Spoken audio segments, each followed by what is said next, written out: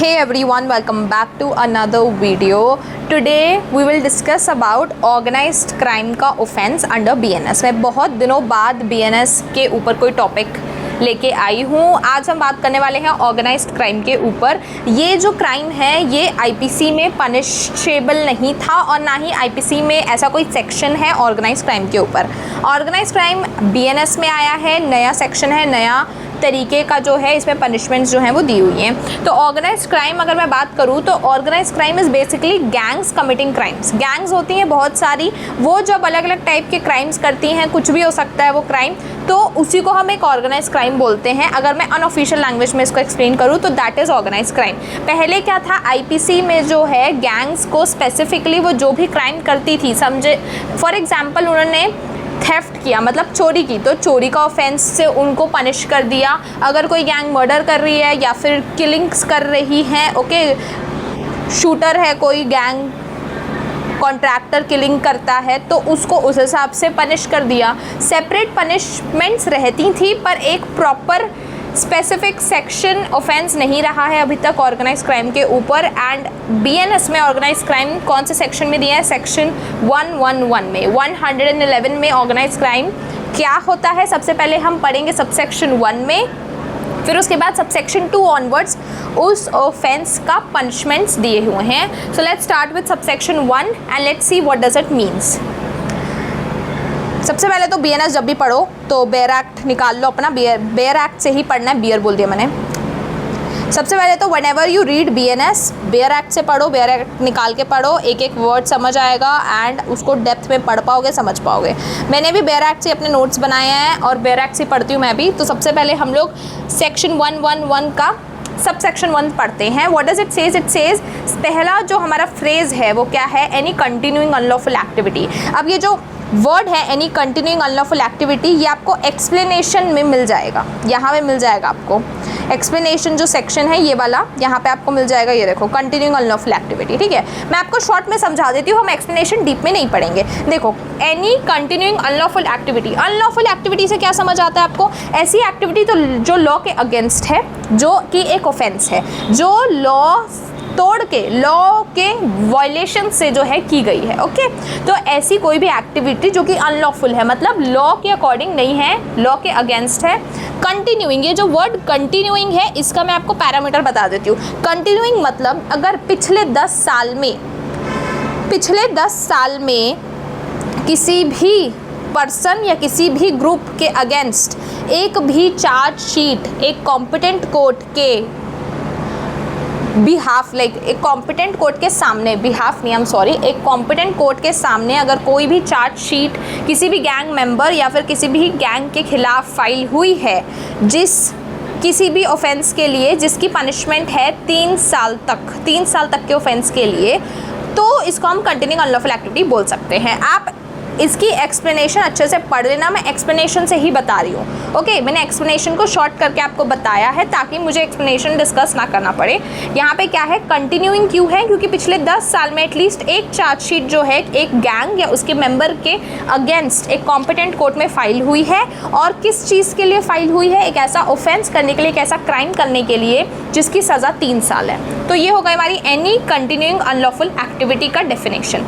अब ये फ्रेज सबसे पहला फ्रेज है, इसलिए मैंने आपको ये समझाया अच्छे से। अब हम आगे बढ़ते हैं। तो any continuing unlawful activity including, अब यहाँ पे जो वर्ड है इंक्लूडिंग, इसका मतलब समझो। इंक्लूडिंग मतलब सिर्फ ये क्राइम्स जो लिखे हैं सिर्फ ये नहीं, इसके अलावा भी बहुत सारे क्राइम्स हैं। ये इंक्लूसिव डेफिनेशन है। इंक्लूसिव मतलब इसके अलावा भी बहुत क्राइम्स आप इसमें ऐड कर सकते हो, पर फिलहाल के लिए बेयर एक्ट में इंक्लूडिंग दिया है, तो अभी के लिए इतने ही हम क्राइम्स डिस्कस करेंगे।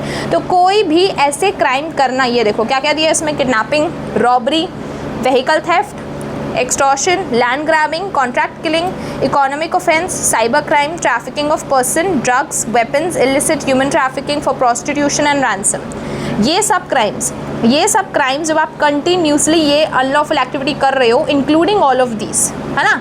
अनलॉफुल मतलब ये भी क्राइम है, ये भी अनलॉफुल ही है। तो कोई भी आप अनलॉफुल कर रहे हो इंक्लूडिंग दिस, ये बस नाम लिख दिया गया है, इसके अलावा भी कोई अनलॉफुल चीज़ आप कर रहे हो वो भी क्राइम ही है और इसमें पनिशेबल है। अब आगे देखो, बाय एनी पर्सन जो यहाँ पे बात हो रही है ये एक पर्सन के बारे में बात हो रही है। या तो कोई एक पर्सन कर रहा है ये, या तो कोई ग्रुप ऑफ पर्सन कर रहा है। ग्रुप ऑफ पर्सन भी कर सकता है, ओके। तो या तो कोई ग्रुप कर रहा है या तो ये कोई अकेला बंदा कर रहा है। देन एक्टिंग इन कंसर्ट का मतलब क्या हुआ? Acting together according to a common plan और understanding, cooperating towards a criminal activity. For example मैं आपको बताती हूँ, देखो ये जो हमारा है एक्टिंग इन कंसर्ट, इसका मतलब समझते हैं हम लोग। देखो मतलब समझना ज़रूरी है बिकॉज उस हिसाब से इनको पनिशमेंट मिलती है फिर, ठीक है। देखो फॉर एग्जांपल 4 लोगों की गैंग है ABCD। इन्होंने प्लान बनाया कि हम करेंगे एक जगह पे थेफ्ट, ठीक है। ए क्या करता है?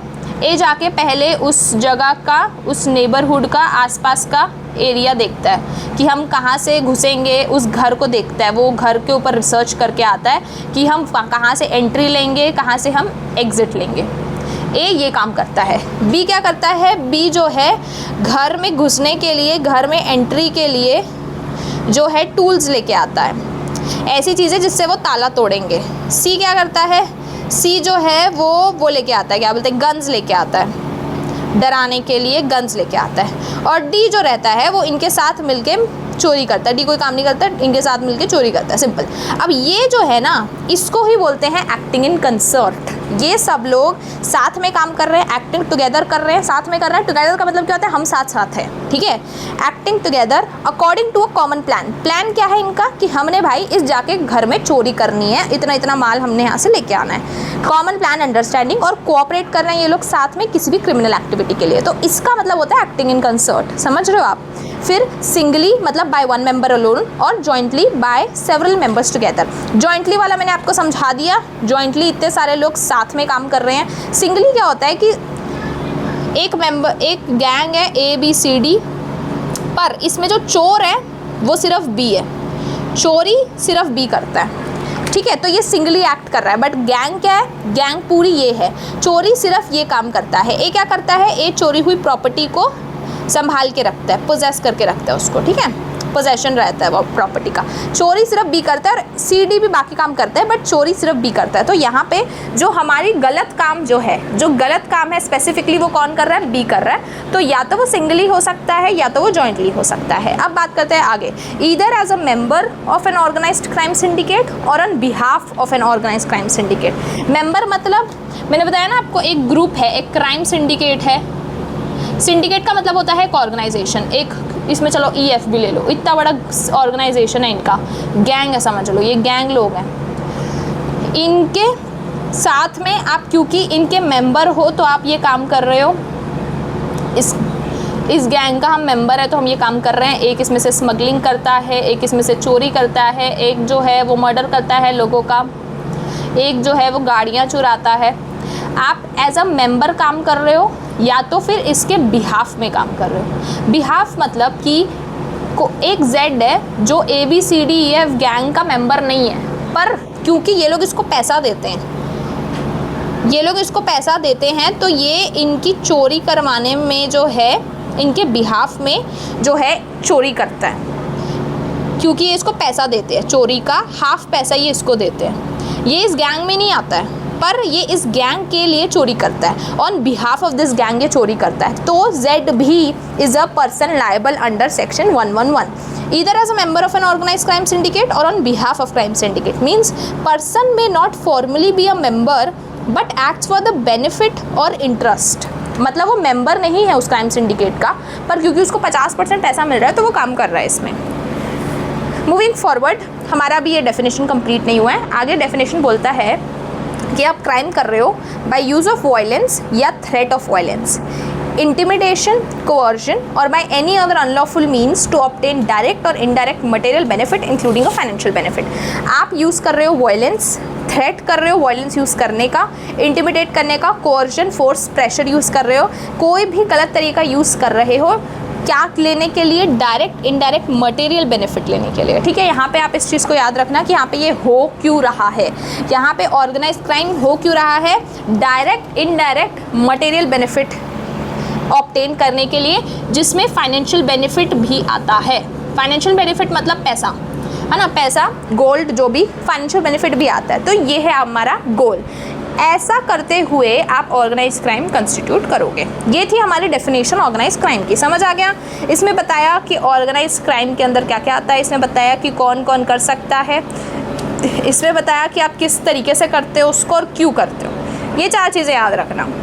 यही हमारी डेफिनेशन है सबसेक्शन 1 में जो बताई हुई है। फिर एक्सप्लेनेशन है, एक्सप्लेनेशन में वही चीज़ें हैं जो डेफिनेशन में है, उसको अच्छे से एक्सप्लेन करके बताया कि इकोनॉमिक ऑफेंस क्या होता है, अनलॉफुल एक्टिविटी क्या होती है, वो मैंने आपको बता दी है, ऑर्गेनाइज क्राइम सिंडिकेट क्या होता है, ये बस बताया गया है। अब हम चलते हैं सबसेक्शन 2 में। सबसेक्शन 2 हमको पनिशमेंट देता है ऑर्गेनाइज क्राइम की, सबको पनिशमेंट देता है। सबसेक्शन 2 2 भागों में डिवाइडेड है, ए और बी। ए बोलता है कि अगर ऑर्गेनाइज्ड क्राइम करके OC जो है वो शॉर्ट फॉर्म है ऑर्गेनाइज क्राइम का, अगर कहीं पे भी OC दिखे तो समझ जाना this is short form for organise crime. मैंने खुद ये डेवलप किया है शॉर्ट फॉर्म, क्योंकि मैं बार बार नहीं लिख सकती ऑर्गेनाइज क्राइम अपने नोट्स में। तो अगर ऑर्गेनाइज क्राइम की वजह से किसी की डेथ हो जाती है, किसी भी पर्सन की डेथ हो जाती है, और ये जो DTH है डेथ का शॉर्ट फॉर्म है, ओके। तो यहाँ पे अगर किसी भी डेथ हो जाती है किसी भी पर्सन की, तो आपकी पनिशमेंट क्या रहेगी, आपको भी कैपिटल पनिशमेंट मिलेगी विद डेथ। लाइफ इम्प्रिजनमेंट मिल सकता है आपको, मतलब पूरी ज़िंदगी के लिए जेल जाना, और आपको जुर्माना जो है फाइन वो है कितना देना पड़ेगा, नॉट लेस देन 10 लाख। ये जो है ना, ये मैंने किया है नॉट लेस देन के लिए। देखो मैं अपने नोट्स में थोड़ा बहुत ये जो है शॉर्ट फॉर्म डेवलप करती रहती हूँ, बिकॉज फिर नोट्स आपके ना ब्रीफ में ही बनते हैं, ज़्यादा केओटिक नहीं बनते। तो इसका मतलब होता है नॉट लेस देन 10 लाख। ये हो गई हमारी पहली पनिशमेंट। दूसरे केस में जब किसी की डेथ नहीं बट कोई और भी केस हो, तो उसके अलावा आपकी सज़ा है नॉट लेस देन 5 ईयर्स।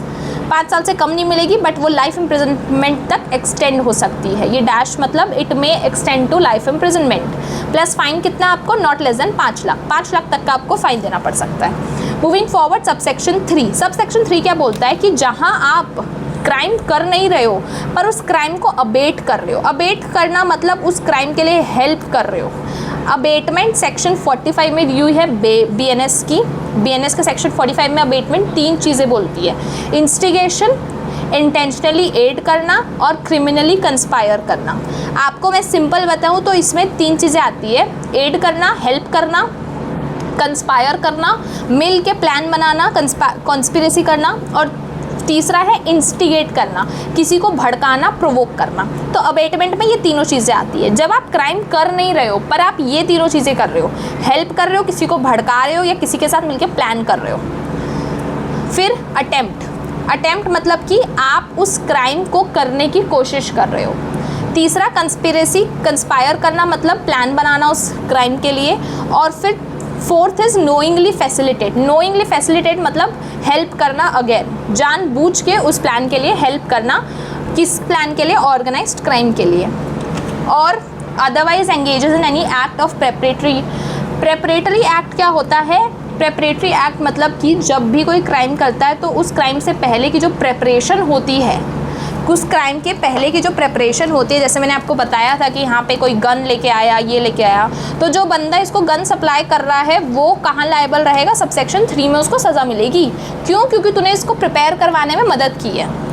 मैंने आपको बताया ना कि कोई ये काम करता है, कोई दूसरा काम करता है, गैंग में सबके अलग अलग काम होते हैं। तो जो भी आपको प्रिपेयर करवा रहा है उस प्लान के लिए, आपको तैयार करवा रहा है, ट्रेनिंग दे रहा है आपको, है ना, तो वो भी लायबल है सबसेक्शन 3 में। उसकी क्या पनिशमेंट रहेगी, इन सब की क्या पनिशमेंट रहेगी, नॉट लेस देन 5 साल तक का 5 साल तक का इम्प्रिजनमेंट, जो कि बढ़ सकता है लाइफ इम्प्रिजनमेंट तक, और फाइन आपका 5 लाख तक का, not less than 5 lakh. 5 lakh से ऊपर हो सकता है बट 5 लाख मिनिमम है। फिर सबसेक्शन 4 की बात करते हैं। Subsection 4 talks about any person who is a member of organised crime syndicate. अब मैंने आपको बताया ना ये जो क्राइम है ABCD, अब ABCD में से आप मेंबर हो जब ऐसे कोई गैंग के, तब आपकी पनिशमेंट क्या रहेगी। कोई भी गैंग का मेंबर होने की पनिशमेंट है नॉट लेस देन 5 साल तक जेल, जो कि लाइफ इम्प्रिजनमेंट तक एक्सटेंड हो सकती है, plus fine which is not less than 5 years. 5 years से कम का फाइन नहीं दे सकते। 5 लाख तक का आपको फाइन देना पड़ेगा, ईयर नहीं सॉरी लाख, ठीक है। तो 5 लाख मिनिमम फाइन आपको सब में देखने को मिल ही गया होगा अभी तक। अब बात करते हैं सबसेक्शन 5 की। अब यहाँ पे हम पनिश क्या कर रहे हैं, इंटेंशनली हार्बर करना या कंसील करना। हार्बर का मतलब होता है एक तरीके से, मैं आपको कैसे बताऊँ, मतलब अगर आप BNS के डेफिनेशन सेक्शन में देखो तो आपको हार्बर की डेफिनेशन मिल जाएगी अच्छे से। अगर मैं आपको एक्सप्लेन करना चाहूँ तो हार्बर का मतलब होता है एक तरीके से किसी भी क्रिमिनल की हेल्प करना। क्रिमिनल की हेल्प करना मतलब कि समझ लो ये जो है ABCD ये गैंग है, ठीक है, गैंग है और इन्होंने जो है क्या किया है, ऑर्गेनाइज क्राइम किया है। अब ये गैंग जो है भाग रही है पुलिस से बच के, पुलिस को पता चल गया पुलिस किस गैंग के पीछे है, गैंग भाग रही पुलिस से बच के। अब गैंग जो है वो बच के जाती है अपने एक रिलेटिव के पास, अपने फॉर एग्जांपल अपने दादा नानी किसी के भी पास जाती है, अपने किसी रिलेटिव के पास जाती है, मामा चाचा कोई भी। अब ये गैंग जाके वहाँ पे इनसे मांगती है हेल्प, बोलती है कि हमको कुछ दिन यहाँ रख लो, 4-5 दिन हमारे पीछे पुलिस पड़ी है। ये रिलेटिव बोलता है ठीक है रह लो। ये रिलेटिव इनको खाना देता है 5 दिन रहने के लिए। फिर पुलिस आती है तो पुलिस को बोल देता है कि मेरे यहाँ ये लोग नहीं हैं, प्लस इनको पैसे देता है भागने के लिए वहाँ से, इनको जो है और हेल्प करता है ये रिलेटिव। तो सब सेक्शन 5 ऐसे रिलेटिव्स को, ऐसे लोगों को जो किसी क्रिमिनल को हेल्प करते हैं उनको पनिश करता है। क्या है पनिशमेंट? जब आप किसी को हार्बर कर रहे हो या कंसील कर रहे हो, कंसील मतलब छुपाना, पुलिस आई तो उसने छुपाया ना कि मेरे यहाँ गैंग वाले नहीं हैं, है ना, तो छुपाना या तो फिर उनको हार्बर करना, हेल्प करना किसी भी क्रिमिनल को जो कि भाग रहा हो, किसी भी ऐसे इंसान को जो कि पुलिस जिसके पीछे पड़ी हो। तो आपका पनिशमेंट क्या है? आपको सज़ा होगी इम्प्रिजनमेंट की, not less than 3 years but which will extend to life imprisonment. 3 साल से कम की नहीं बट लाइफ इम्प्रिजनमेंट तक जो एक्सटेंड हो सकती है इतनी सज़ा। प्लस आपको फाइन रहेगा not less than 5 lakhs। Not less then मतलब 5 लाख से कम का नहीं, 5 लाख से ऊपर का तक का आपका हो सकता है और 5 लाख भी हो सकता है। Provided that this subsection shall not apply to any case in which the harbour और concealment is by the spouse of the offender. अब फॉर एग्जाम्पल ये यहाँ पे रिलेटिव के पास नहीं जाते, ये यहाँ पे चले जाते हैं एक ही पत्नी के पास, एक ही वाइफ के पास। तो ये वाला सेक्शन वाइफ अगर उनकी हेल्प कर रही है तो वाइफ के ऊपर अप्लाई नहीं होने वाला, स्पाउस के ऊपर अप्लाई नहीं होता ये।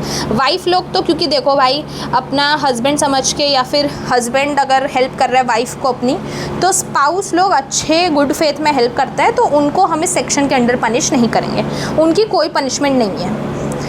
सबसेक्शन 6 की बात करते हैं। Whoever possess any property derived or obtained from commission of an organized crime, proceeds of an unorganized crime or which have been acquired through organized crime। अब देखो भाई कोई बंदा अगर कोई गैंग है, फिर वही गैंग ले लेते हैं ABCD, ये जो गैंग है ये इतनी सारी चोरी करके, इतना सारा क्राइम करके बहुत सारा पैसा जमा करती है। फॉर एग्जाम्पल इनके पास 10 लाख रुपए आ जाता है, 15 लाख 10 से 15 लाख रुपए आ जाता है इनके पास। ये लोग उससे एक फ्लैट खरीदते हैं प्लस एक कार खरीदते हैं और ये दोनों चीज़ों किसके ऊपर खरीदते हैं? ये दोनों चीज़ वो किसी दूसरे पर्सन के लिए खरीदते हैं, जेड के ऊपर नाम पे खरीदते हैं, ठीक है, जेड के नाम पे खरीदते हैं। तो जो जेड के पास ये प्रॉपर्टी है, जेड ने ये प्रॉपर्टी रखी हुई है जानते हुए भी कि ये गलत काम से है ये प्रॉपर्टी खरीदी हुई, तो जेड कहाँ पनिशेबल होगा? सबसेक्शन 6 में। क्यों? क्योंकि वो एक ऐसी प्रॉपर्टी को पोजेस करके बैठा है, पोजेशन लेके बैठा है जो कि किसी ऑर्गेनाइज्ड क्राइम, किसी गलत क्राइम, गैंग क्राइम की वजह से आई है। क्योंकि उन्होंने इतना सारा क्राइम किया तो उनके पास 10-15 लाख जमा हुए, इससे वो प्रॉपर्टी आई है और इसी के लिए इसको हम पनिश करेंगे। अब हो सकता है कि ये गैंग में से ये लोग फ्लैट और जो कार है वो ए के नाम पे ले लें, तो इस केस में ए भी पनिशेबल है सबसेक्शन 5 के अंडर, है ना। तो या तो आप अपने नाम पे लो बीइंग अ गैंग मेंबर, या आप किसी थर्ड पर्सन के नाम पे लो। आपके अगर नाम पे ऐसी कोई भी प्रॉपर्टी है या आप पोजेस करते हो कोई भी प्रॉपर्टी जो कि गैंग क्राइम की वजह से आई है, आप पनिशेबल हो सबसेक्शन 6 के अंडर। पनिशमेंट क्या है आपकी? इम्प्रिजनमेंट नॉट लेस देन 3 साल तक, जो कि लाइफ इम्प्रिजनमेंट तक एक्सटेंड हो सकता है। Fine not less than 2 lakh rupees तक। Okay, property is actually the proceeds of organised crime. Property कहाँ से आई है? क्राइम करके आई है। लास्ट है हमारा subsection 7। if any person on behalf of a member of organized crime syndicate is or at any time has been in possession of movable immovable property which he cannot satisfactorily account for। अब यहाँ पे क्या scene है, यहाँ पे scene ये है कि पनिशमेंट क्या हो रही है, हमारा है A B C D, ठीक है, ये जो है ये हमारा 4 है A B C D। यहाँ पे ये याद रखना, property need not to be arise from organise crime और crime money unexplain property. ABCD हैं, इनके पास जो है पैसे पड़े हुए थे, इन्होंने जो है उन पैसों का ख़रीदा अगेन, एक फ्लैट नहीं, कार नहीं, इस बार हम कुछ और खरीदे, इन्होंने गोल्ड ज्वेलरी खरीदी, ठीक है। अब ये पैसे ज़रूरी नहीं कि ये क्राइम से आए हो, बस इनके पास बहुत सारे पैसे थे तो इन्होंने जो है गोल्ड ज्वेलरी खरीदी और फिर उस गोल्ड ज्वेलरी किसके नाम पे खरीदी, वो गोल्ड ज्वेलरी किसको दे दी, ए के बेटे को, सन को, ए का एक बेटा है उसको दे दी जिसका नाम है वाई, इसको दे दी गोल्ड ज्वेलरी खरीद के। अब भले ये ज्वेलरी ऑर्गेनाइज्ड क्राइम से आई हो या ना आई हो, क्योंकि जो वाई है उसके पास कोई जॉब नहीं है, जॉब करता है नहीं करता, गोल्ड ज्वेलरी कितने की है, लाखों रुपए की गोल्ड ज्वेलरी है, वो इसको खरीद के दे दिया। वाई से जब पूछा जाएगा कि तेरे पास ये गोल्ड ज्वेलरी कहाँ से आई, तो वाई के पास कोई आंसर नहीं है क्योंकि ये जॉब तो करता नहीं है, तो कहाँ से आई वाई, इतनी सारी जो वाई के पास है गोल्ड ज्वेलरी कहाँ से आई। तो उस केस में अब वाई पनिशेबल है सबसेक्शन 7 के अंडर। क्योंकि वाई जो है इस गैंग के बिहाफ पे, ABCD गैंग के बिहाफ पे, ABCD गैंग के तरफ से अपने पास क्या रख रहा है, बहुत सारी प्रॉपर्टी रख रहा है, गोल्ड की चीज़ें रखा हुआ है उसने पास। तो हुएवर एनी पर्सन, जब भी कोई पर्सन किसी मेंबर, ऑर्गेनाइज्ड क्राइम के मेंबर के बिहाफ पे अपने पास कोई भी प्रॉपर्टी रखा है, प्रॉपर्टी मतलब मूवेबल भी इमूवेबल भी, ये कौन सी प्रॉपर्टी है, ये मूवेबल प्रॉपर्टी है ना। इमूवेबल में क्या आता है, ज़मीन आती है इमूवेबल में, मूवेबल में आता है कार, गोल्ड, फ्लैट नहीं, कार, गोल्ड, ये सब मूवेबल प्रॉपर्टी है। तो जब भी कोई किसी भी गैंग मेंबर के बिहाफ में अपने पास क्या रखता है, प्रॉपर्टी रखता है जो कि उसकी खुद की नहीं हो, जो कि वो कभी खुद ना ले पाए, ऐसी कोई प्रॉपर्टी जो अनएक्सप्लेन्ड हो, जो उसको वो एक्सप्लेन ना कर पाए। सिंपल सी बात है, जब तेरे पास जॉब नहीं है तो तेरे पास इतनी सारी लाखों की ज्वेलरी कहाँ से आई, तो वो एक्सप्लेन कर, या तो तू किसी से लिया है या जो भी सीन है तेरे को एक्सप्लेन करना पड़ेगा। अगर तेरे पास अनएक्सप्लेन्ड प्रॉपर्टी रखी है, अनएक्सप्लेन्ड ज्वेलरी रखी है, तो आप पनिशेबल हो इस सेक्शन के अंडर। क्या है पनिशमेंट, नॉट लेस देन 3 साल तक, जो कि एक्सटेंड हो सकती है 10 साल तक, and fine up to not less than 1 lakh. 1 lakh से नीचे का फाइन नहीं दे सकते, 1 लाख दे सकते हो, 1 लाख से ऊपर का दे सकते हो। तो नॉट लेस देन 3 साल तक की तो आपको मिनिमम मिलेगी ही सज़ा, जो कि 10 साल तक एक्सटेंड हो सकती है, प्लस मिनिमम 1 लाख फाइन आपको मिलेगा। तो ये है हमारी सबसेक्शन 7 का रिक्वायरमेंट। ओके, तो हमारा ये था ऑर्गेनाइज्ड क्राइम के सारे sections of punishment. I hope you have understood. Interesting crime है ऑर्गेनाइज्ड, क्योंकि अभी नया आया है BNS के under. So I hope you have understood. Thank you for watching.